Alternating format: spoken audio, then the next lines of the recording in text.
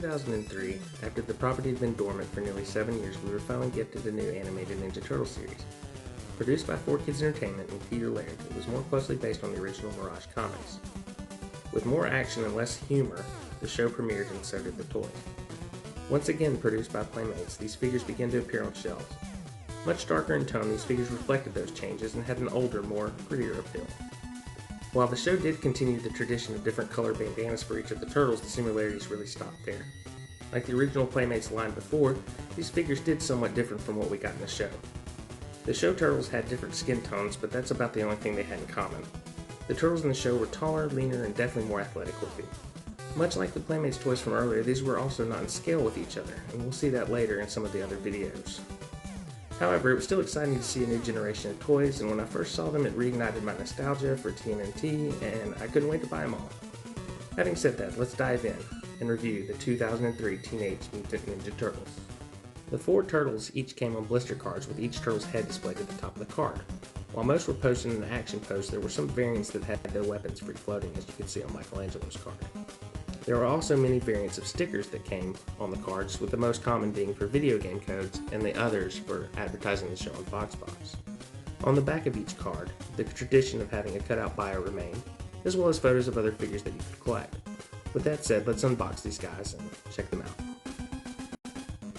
Each turtle came with a set of throwing stars, a climbing apparatus, with the exception of Donnie, and their signature weapons.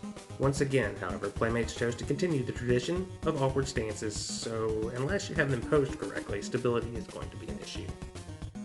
Each turtle stands roughly 4.5 inches tall, as do most of the figures in this line.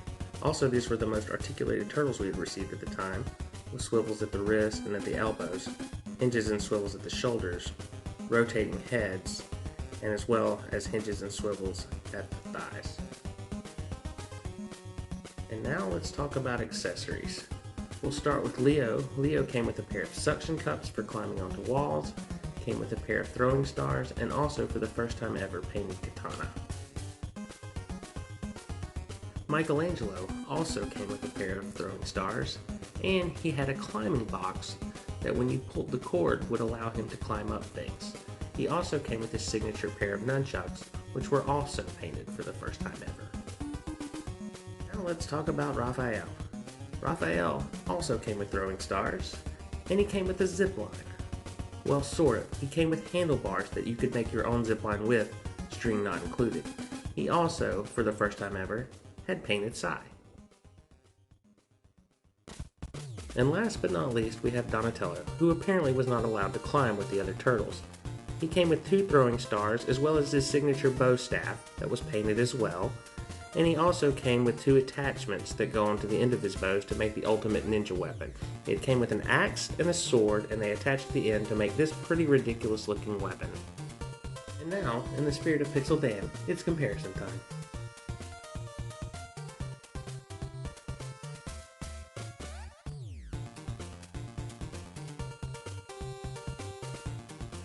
Okay, and now for my honest opinion on these guys. I really love this series. I really love these figures. To be quite honest, these figures were probably the start of the resurgence of the popularity of TMNT. If it wasn't for this show and this line, we probably wouldn't have the multitudes of Ninja Turtle collectibles that we have today. And we kind of really owe it all to this set of figures, because they were nostalgic just enough to reignite that interest that we had as children. And we kind of owe it to them, and I absolutely love these guys. So thanks for watching. Hit like and subscribe, and I really appreciate you checking out the video, and we'll be back soon with a review of the bad guys with Shredder and his loyal foot soldier. Thanks.